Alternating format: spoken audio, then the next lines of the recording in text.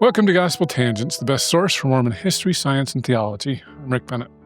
We're continuing a conversation with John Turner. He's the author of Joseph Smith, The Rise and Fall of an American Prophet. It's a fantastic book. You should definitely check it out. In our next conversation, we're going to dive deep into Nauvoo polygamy. Why did Joseph marry so often? And how often did he have sexual relations with his other wives? We'll also talk about polygamy skeptics and whether John thinks they have a leg to stand on. You won't want to miss this conversation. Check it out. Well, so of course, as we're moving in the timeline, he escapes jail in Missouri, kind of let go to escape. I thought that was interesting. And we established Nauvoo. Can you talk a little bit about why Nauvoo? I mean, I know a lot of our listeners know, but I like your perspective there. Yeah, good question. So most simply, there's a land speculator named Isaac Galland who has title, sometimes dubious title, to a large amount of land on either side of the river Nauvoo and places across the Mississippi in Iowa. And he's in contact with church leaders while Joseph's still in jail. So by the time Joseph leaves Missouri and comes to Quincy, Illinois, the possibility of purchasing those lands is already on the radar screen. Joseph, I mean, he's up there several days after he gets to Quincy. He never misses a beat. And the Saints start purchasing, making a number of land purchases to the north and begin gathering on either side of the Mississippi pretty quickly. Non-Mormons, Joseph's opponents in Missouri, there's a quote from one militia general essentially advising the Saints to start acting like other people. Stop gathering together. That's the source of the problem. If they would just spread out like the Millerites or the Methodists, there'll be much less fuss.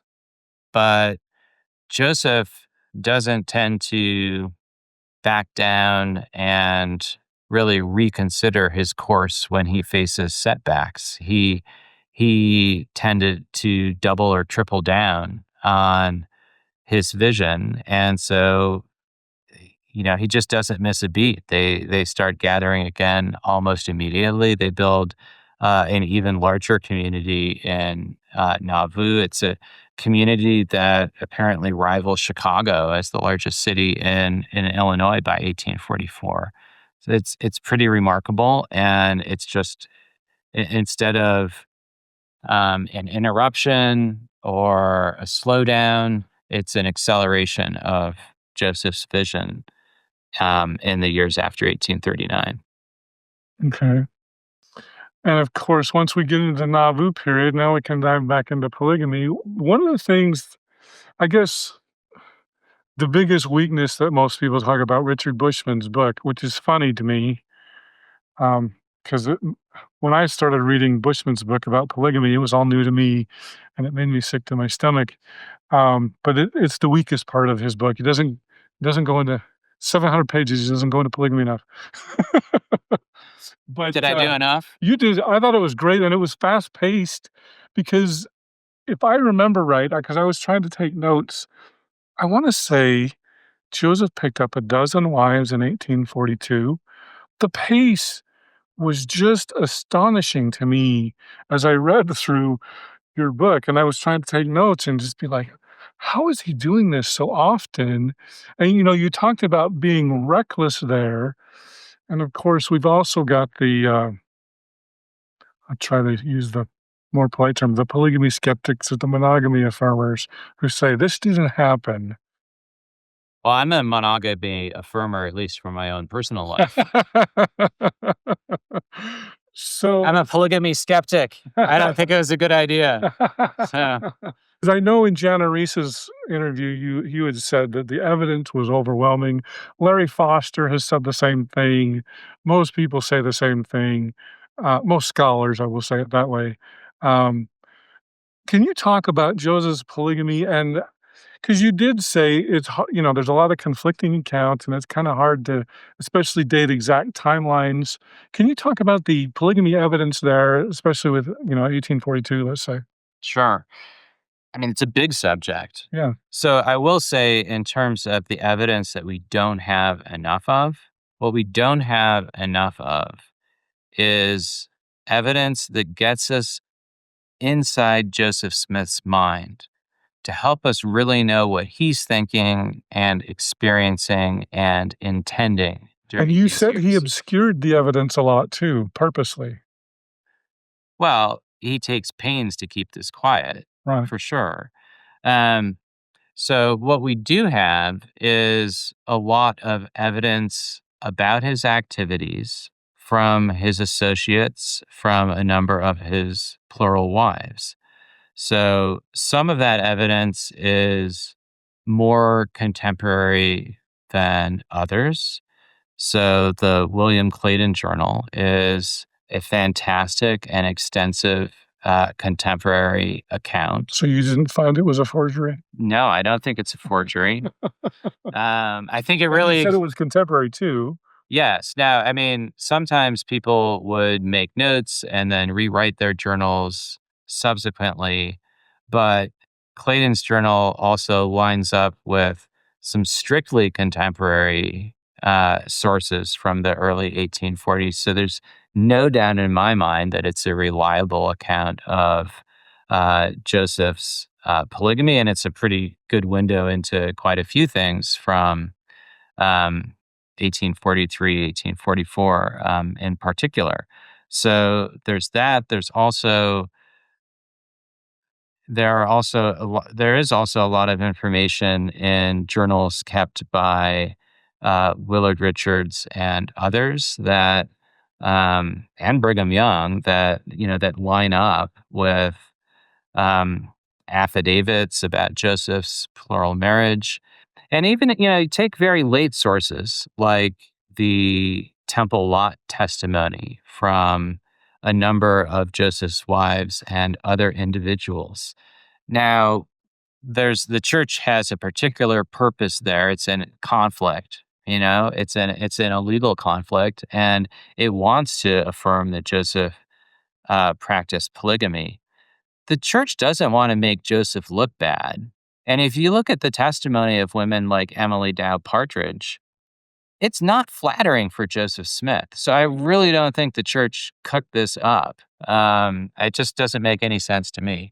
Um, so yeah, I think it's totally, I just think it's an open and shut case. Okay. Can you talk more? So there were approximately a dozen. Why why do you think he went through so many wives so quickly? He wasn't choosy. No, I'm just um, so So one difficulty is Joseph does not articulate a reason for why he marries the number of women that he does, So it's hard to know. for the number of the sealings. I think, um, and I think contextually based on what other Latter-day Saints say about plural marriage during these years, including into the mid 1840s, Joseph has connected the size of an individual's family on earth to the extent of his heavenly glory. And so I think that's the theological motivation to, as he explains to William Clayton, get all that you can. And so that's the reason why he moves so quickly, why he is sealed to such a diversity of women, very young women, older women, married women, single women. Um, and so there's a theological rationale for Joseph and for his plural wives to pursue polygamy so assiduously. I would say certainly at times recklessly during these years.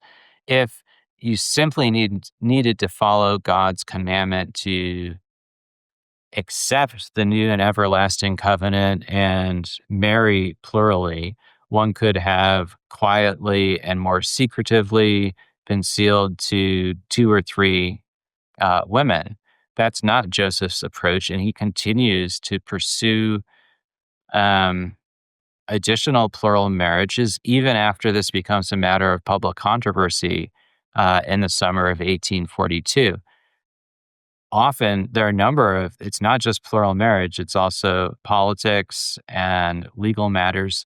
There are a number of instances in which it occurs to me that Joseph might have more prudently sort of kept his head down, tried to make fewer waves during these years.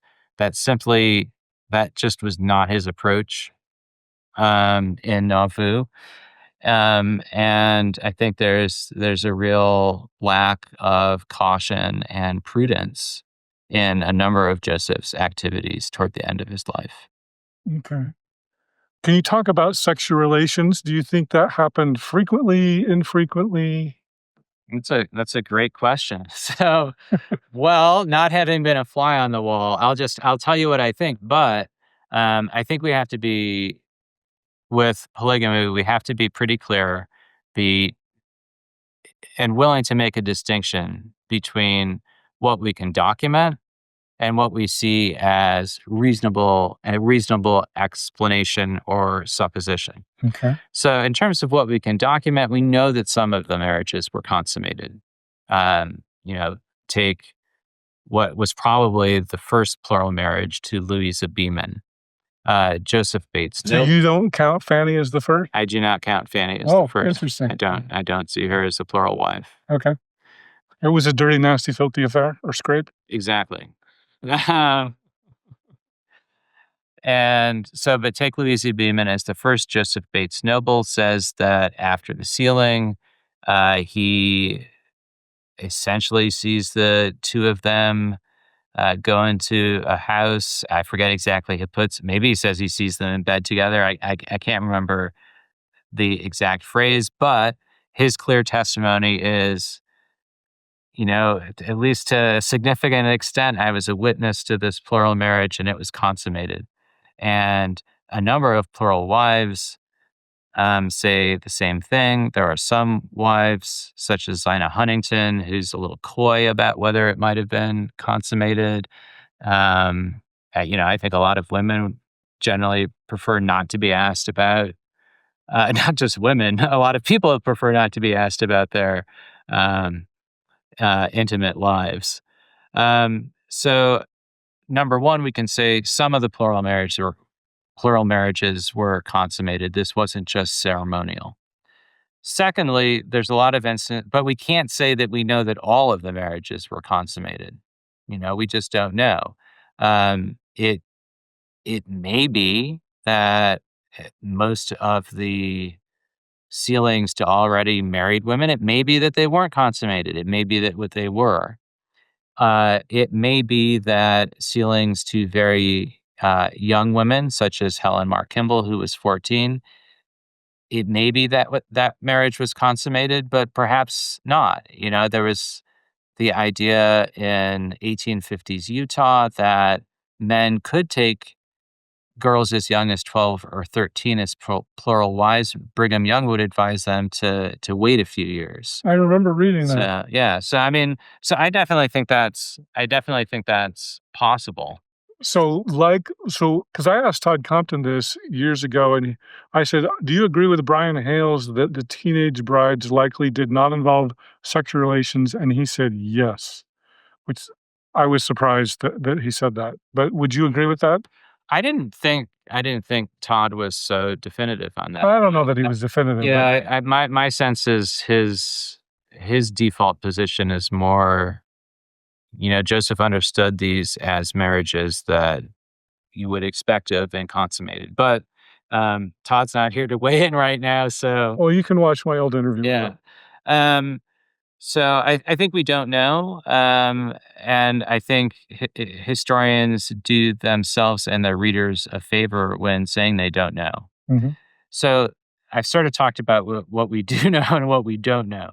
The other thing I'd say, which I think is a reasonable supposition or conclusion, is that as a general rule, there was at most infrequent sex. Because as far as we know, the plural marriages don't produce children. And we know that Joseph was fertile. He has children with Emma through the time of his death. Mhm. And so if there was a lot of sex, we would expect children. And I think it's more likely that there was infrequent sex than that there were pregnancies that were aborted or something like Miscarriage or that. something, yeah. Sure, that doesn't seem likely to me. So I think it's even possible that Joseph may have consummated some of these sealings and then never had much to do with the women again. He certainly didn't have time for ongoing relationships with most of the women. I think there's a few who were interpersonally at least more significant to him. I mentioned a couple of those in the book. But unfortunately, we don't know, fortunately or unfortunately, we don't know the intimate details in most instances. Well, I'm just gonna put in a plug. At Sunstone, I'm going to be presenting because I have a statistics background, and my master's degree, believe it or not, was on a statistics project related to fertility. And so my master's advisor, Joe Stanford, myself, Amanda Hendricks Komodo, and Mark Kensmeyer are going to try to do some math Okay, that and sounds figure out how many children he should have had.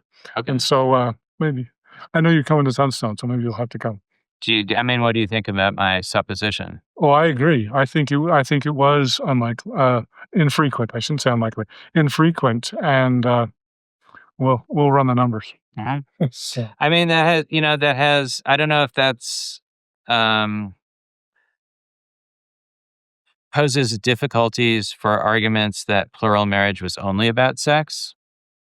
If there wasn't very much of it, it does point to the fact that uh, Joseph may have had other motivations, theological motivations.